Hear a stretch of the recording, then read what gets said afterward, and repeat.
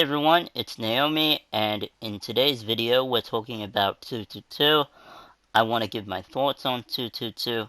I also want to say what I think of role-based SR, and if we get time I want to talk about Sigma and sort of what I think about him. Please stay till the end of the video because we've got a lot to go over. But overall, I want to stress that I'm optimistic about 222, and I think it's going to be a good thing.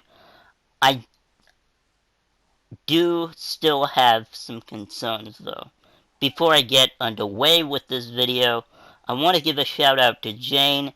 He makes videos like this one where he talks about Overwatch, he talks about the mechanical implications of certain things, and he gives a really intellectual discussion about Overwatch that I feel some people really need to be paying attention to.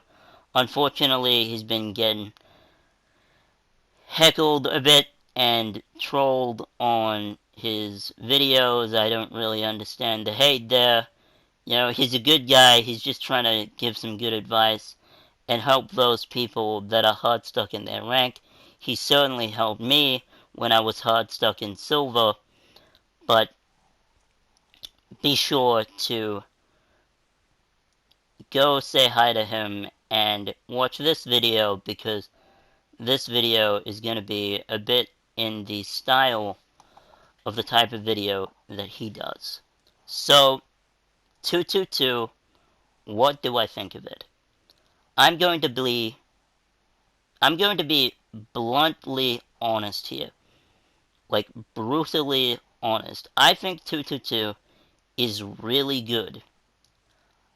I do have some concerns, but I think overall this is a really good meta to be going into, and I think it's a really good time to be changing to this because as we get more heroes in the game, you're going to run into a problem, and I've said this before, where the game gets harder and harder to balance. And they needed something to restrict things down to make the game easier to balance. In the past, we would have ridiculous team compositions with an excessive amount of DPS or an excessive amount of, you know, snipers or, you know, tanks. You know, there was triple DPS, there was triple tank, there was even triple support at one point, you know, and it just seemed like every meta that came out was more powerful than the one before it, and they were all really overpowered, and it also seemed like, especially on console, you would have people who would want to play the meta in the low ranks, and they were getting punished for it because rank and all that kind of thing does kind of affect what team composition you run, as in the lower ranks, people aren't as mechanically skilled enough to run triple DPS and make it work. You know, when the pros do these kinds of things, that's why they're the pros. It's because they're good at this stuff. They know what they're doing, and I feel like people tried to make it work, and it fell short for the longest time. So you would either get rolled, or you would be the one doing the rolling, and it got a bit out of hand. The thing that I'm really excited for, though, is that it is going to enable more thinking in the game. I've always stressed that Overwatch is a thinking man shooter, or a thinking woman shooter, whatever you want to call it. It's definitely a thinking type game, because you have to think about the types of roles you're playing, And in 222, it's going to be even more like that. Because think about it.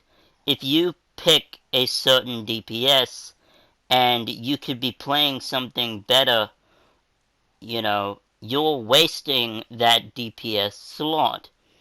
And that DPS slot, both DPS slots, are going to become incredibly valuable. But this is echoed to the support role and the tank role. You're going to have to think about what works in conjunction with your team, and you're going to have to really think and dial in on what is needed in the composition that is presented to you. I think we're going to see a lot of interesting compositions, probably less cheese, because cheese relied on the almost absence of a 222 meta. It's going to be a very interesting time for Overwatch because you're actually going to have to think about countering the enemy team. But I think that's a good thing. More pressure on thinking about what's needed to counter what leads to better understanding of the mechanical skill required to climb, and I think that's going to make things a lot better overall, and we're going to have a lot more balanced, fair fights in competitive ladder. Now, role-based SR. Role-based SR, I'm really looking forward to, but my concern about that is as follows. Say you are a really good tank, like me for example, but you know that you're not a good DPS. You know that, you know, you know that you can play tank reliably and so on, and your tank average is really high, your tank rating is really high, say you're diamond for tank, or gold for tank, or platinum for tank, somewhere around there, and your bronze for DPS. I'm wondering how that's going to work in terms of, you know, team composition, in terms of, working with other players, because say you're like me and you play with friends. I know a lot of people who play with their friends in Overwatch. Like, how is it going to work there? I don't know. And that remains to be seen. When it comes to 222, like, the big thing that I'm interested in is that there's going to be a lot of new compositions that we haven't seen before. And, when people are grouped up in a 6-stack, how is that going to work? Also, you could make the argument that the time would increase player by player for how long it takes to find a game. So that is something that could possibly happen and is definitely something to err on the side of caution for. Another thing I'm concerned about is with 222, and this is specifically a thing that will occur in 222, is there's going to be, I think, a preference for duo queuing. Because, think about it. If you can get into a 2-2-2 kind of situation, say you've got a DPS buddy who's really good at DPS and you're really good at tank, you can go in, play the tank role, they can play DPS, and, you roll together with them. I think duo queuing is going to be pretty strong. I don't know how that's going to work in terms of communication. I mean, it could be a bit concerning if you've got a bunch of uh, two groups like duo queuers and nobody's in mic. That could be a problem.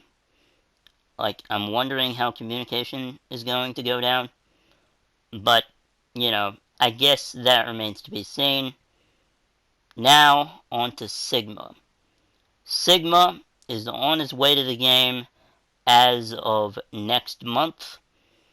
Right now, he's on the PTR. I've had a chance to check out some of his gameplay, and they're saying Sigma is going to be the hardest tank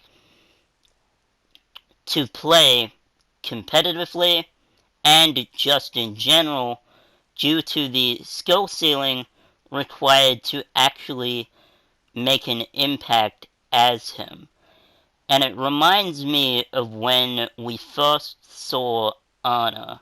There was a lot of people that tried to pick up Ana because they thought that she was easy, they thought that they could handle that high skill rating, but they quickly realized that she was a bit more difficult to play, so Ana didn't really see much play for a while until people started getting confident with her, in which case she's come out of the woodwork as a decent, viable healer. You know, I think that's what's going to happen with him, but I'm very excited for Sigma, and I think he's going to be a lot of fun. The other thing I will say is Sig 9 is apparently a thing now, so if you want to check out the video to that, I'll have it in my description. I'm Naomi, and I'll see you next time.